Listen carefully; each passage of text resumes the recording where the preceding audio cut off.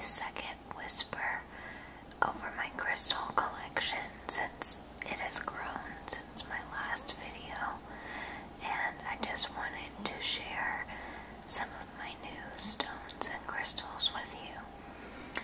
So today I've had this crystal grid set up for about a week now, and it's for protection and peace and tranquility in the home. So my first new piece is this nice little tumbled piece of snowflake obsidian, and I got it because I realized that I don't really have any other black crystals.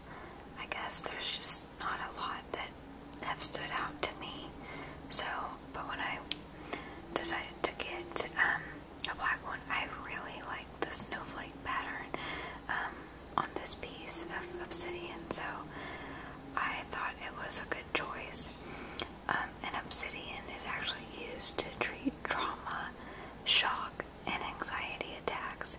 It's also used in fortune telling as a sort of mirror, so that's obsidian in general.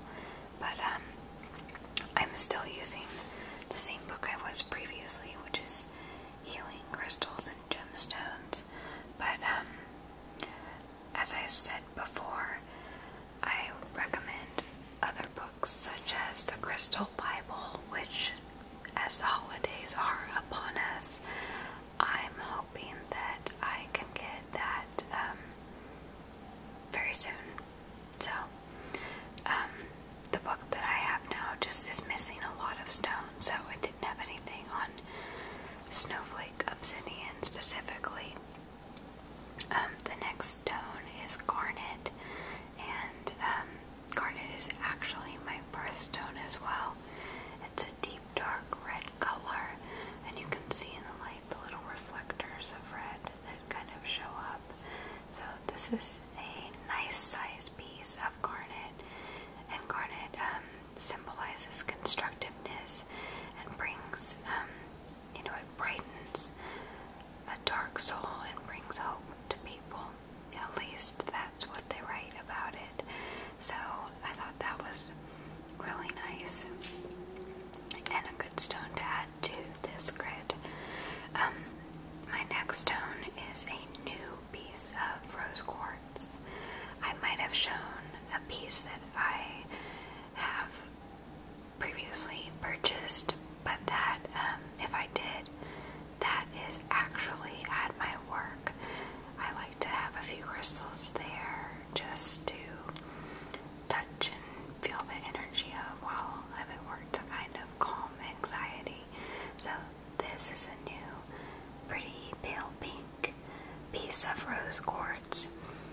And rose quartz strengthens friendships and combats love sickness and opens the mind to beautiful things, so they say.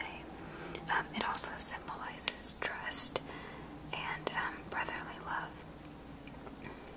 So my next piece is a piece of blue agate, and you can see that the top is this nice pale blue color, but when you turn it over, you can actually see it's more of a white shade, and it has little circles covering the top and different patterns. You can see kind of some clear crevices that are kind of a clear quartzy color, and it makes this stone good for if you're meditating to explore its surface.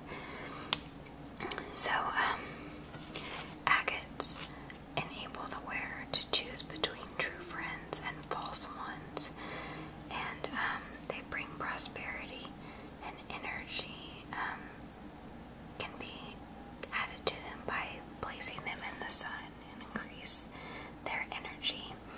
Agate should also be worn directly on the skin. If you're planning to wear this crystal, it's better with contacts, so they say. The next stone is howite, and this is also new. All of these have been new so far, and halite is white with kind of grayish streaks across it.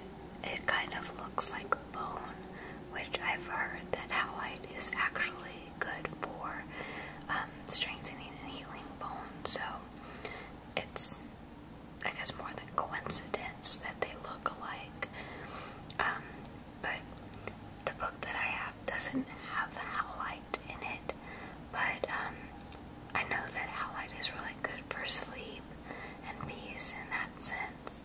So I recently made a sachet of crystals and sage for a friend of mine who's pregnant because her doctor told her not to take all of the herbal medications that she was taking for sleep.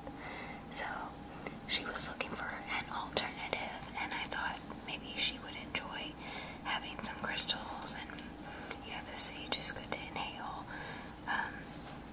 the scent of it before you go to sleep to relax you. So yeah, that's my halite. And now this is a new little green Buddha that I've got, and so I have him just to kind of at the head of the grid, just to kind of add to the energy of peace and harmony. He's so cute, and I just really like using him in conjunction with my big glass generator crystal, which I showed you last time. So it's nice to have this big central piece that all of my other crystals can kind of like stem off of. So next, this is a piece of moonstone that is actually my husband's, but I wanted to use it and borrow it for my grid. So it's this nice translucent kind of stone with kind of a milky hue to it. It's really pretty, and moonstone, it diminishes anxiety and concerns of the future, and it promotes harmony. So this fluorite you actually saw in my last video, but here's kind of more of a close-up of it so that you can see the purples and greens and clear.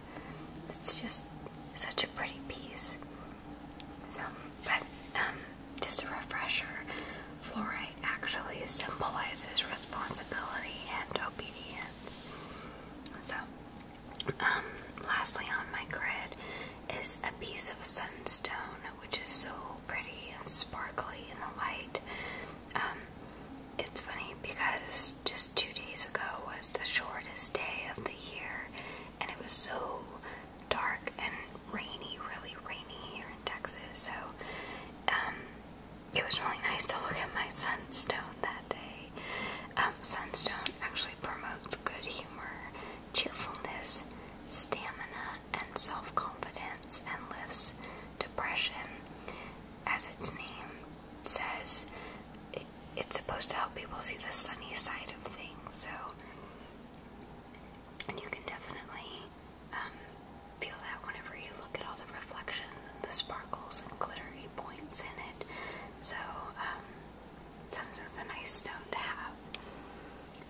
So, something else that is new is this wand that I got, and it just has a glass bead at the end, but I've been using it in conjunction with my singing bowls over to the left, which someone pointed out in my last video, and yes, I use that to meditate, and then I'll use my wand to energize the stones and connect the points.